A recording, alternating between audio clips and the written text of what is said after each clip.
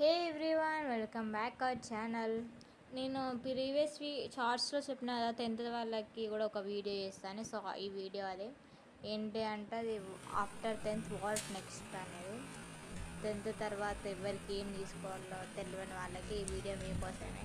అందులో ఫస్ట్ వచ్చేసి intermediate course ఉంటుంది.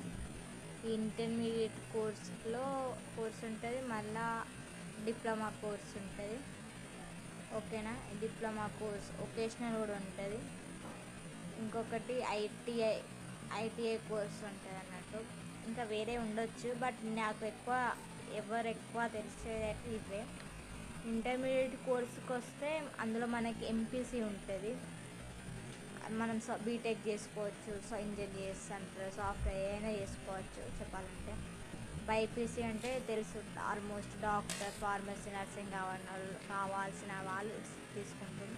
సిఈసి అంటే బ్యాంకింగ్, సిఏ డిగ్రీ అట్లా చేయొచ్చు. ఎంఈసీ అంటే చార్టెడ్ అకౌంట్స్ కూడా వస్తుంది, బిజినెస్ అకౌంట్స్, ఎంబీ అట్లా చేయొచ్చు. హెచ్ఈసి ఆర్ట్స్ ఇవన్నీ తెలుసు. Civil next course diploma course ఏంటంటే బీటెక్ తెలుసు, బీటెక్కే పోతే ఇట్లా చేసాను అన్న వాళ్ళు డిప్లొమా చేస్తారు. అన్ని బేసిక్స్ అన్నీ ఇందులో ఉంటాయి. మనం సిఈసి తీసుకున్న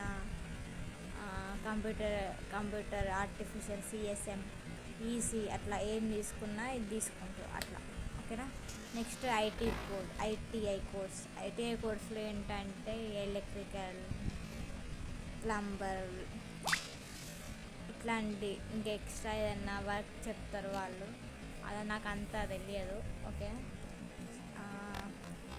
ఇట్లా ఇదంతా అయిపోయినాక అది 1 to 3 years ఉంటుంది. కానీ ఇంటర్మీడియట్ 2 years ఉంటుంది, డిప్లొమా 3 years ఉంటుంది. ఇది గుర్తుపెట్టుకోండి. ఇది 2 years ఉంటుంది అనుకుంటా, ఐటీఐ కూడా.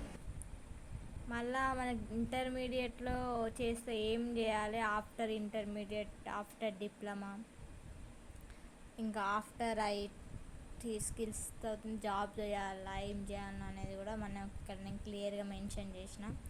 ఏదైనా మీరే ఆలోచించుకొని మీరే డెసిజన్ తీసుకోవాలి, ఎందుకంటే అది మీ ఫ్యూచర్ కాబట్టి. సో ఎవరు చెప్పేది ఏమీ వినొద్దు, just depend on your self.